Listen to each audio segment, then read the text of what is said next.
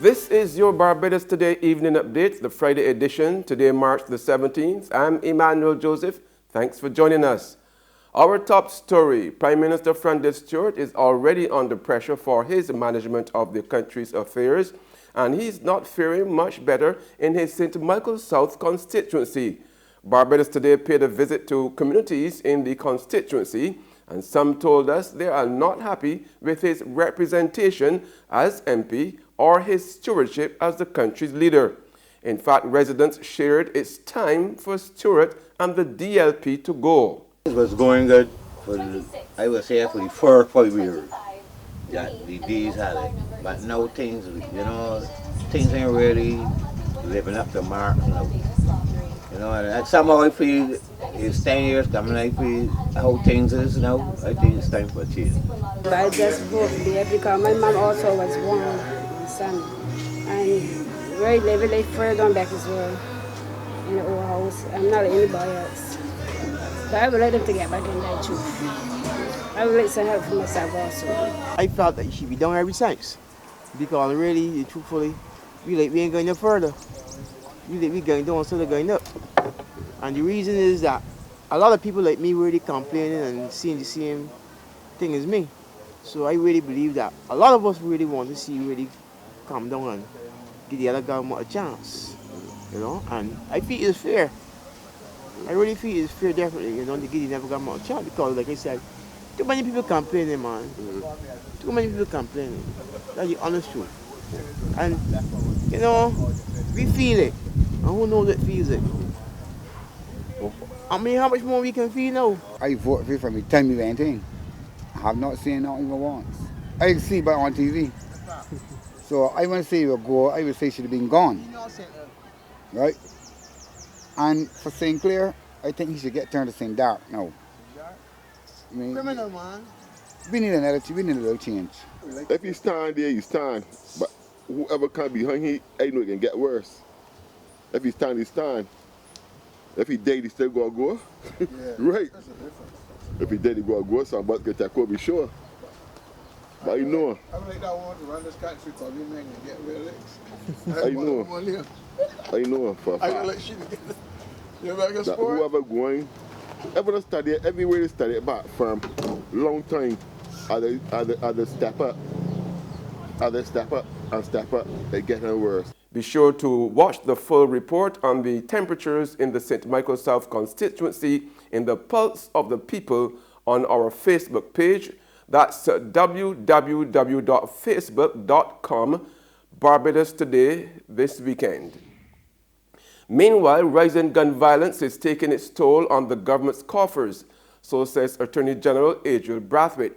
Speaking at the Democratic Labour Party's lunchtime lecture at the party's George Street headquarters, Brathwaite lamented that monies which could have been spent on health care or education was now being directed to increasing the size of the police force and the Barbados Defence Force as part of efforts to arrest the crime problem. As I said, it's the attendant cause. In some territories, and if I use Jamaica as an example, in some territories, you have an enlarged police force. You spend money creating more positions for police officers. You have an enlarged army. But moreover, because of the level of crime, you then have a growth in terms of security firms. So, I believe I saw a statistic that suggested that in fact that there were more private security officers hired in Jamaica than there were police officers and stuff. And then of course because of the fear and stuff, in your capital city, persons don't stay at work very long. So there's a productivity issue. It impacts on productivity because persons going to work, they're not happy.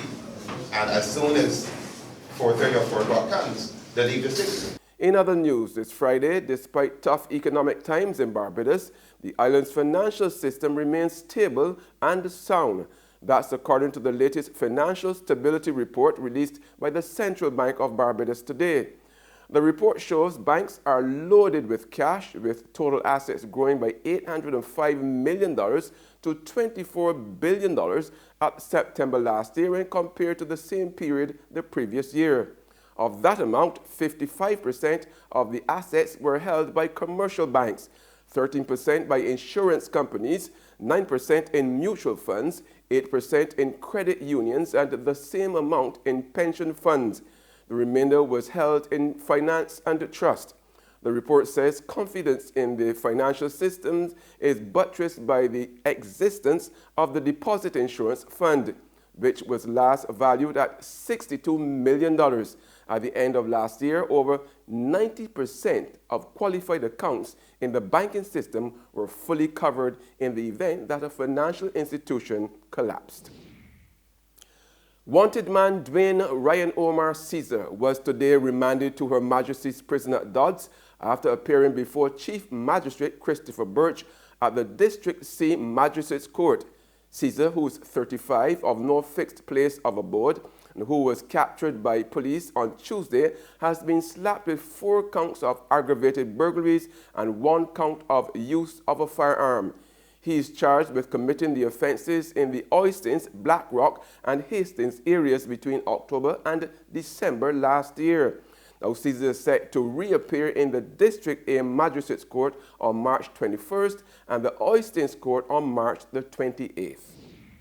In today's sporting action, the Barbados Pride fights back against the Windward Islands Volcanoes, which dominated the first session of their 7th round Digicel regional 4-day match at Kensington Oval today.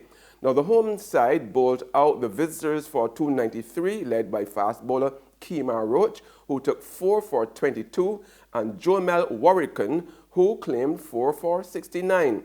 Barbados Pride ended the day's play on 22 without loss. There's regional and international news after this short break. Read all about it, read all about it. Get your paper, only $2.25, let's get your paper. You again with that stale news from yesterday.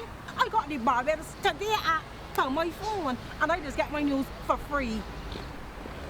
What do she?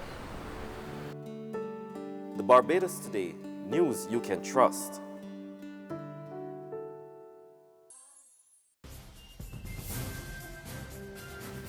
To regional news now, Trinidad and Tobago's Prime Minister Dr. Keith Rowley is fed up with crime, and now his government is making moves to resume hangings. He disclosed his plans as he expressed deep regret at the brutal killing of Police Constable Nyasha Joseph. More in this report from TV6 News. One Police Constable Nyasha Joseph's tragic death is among the 100+ murders that have occurred since January 1st. The Prime Minister says a big factor is that there are those who believe they can get away with murder. And I'm making no apologies to anybody in this country for what I'm going to say here. I am a firm believer in capital punishment. And it is not as a result of any deterrent. It is the punishment for the crime.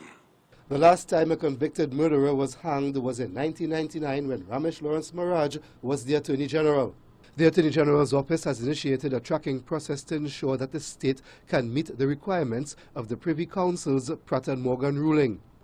So that persons of recent vintage who have chosen crime as a way of life and who have so harmed our society will pay the ultimate penalty laid down in law. And on the international scene, 42 people were killed today when a boat carrying Somali refugees off the coast of Yemen was fired at from a helicopter. The International Organization for Migration reports that women and children were among those killed when the vessel was hit. Images from the scene showed a boat strewn with bodies. In a separate incident today, at least 22 people died in an attack on a mosque inside a military base in Yemen. Officials said 2 missiles were fired at the mosque. That's news and sports, but for the very latest, visit our website at www.barbadostoday.bb. You can also subscribe to our e-paper, email updates, or like us on Facebook. Now, we are also on Izumi Media in bus terminals or screenplay at supermarkets and gas stations near you. as well as channel 99 on Flow TV and Mix 96.9 FM. I'm Emmanuel Joseph. Have a fantastic weekend.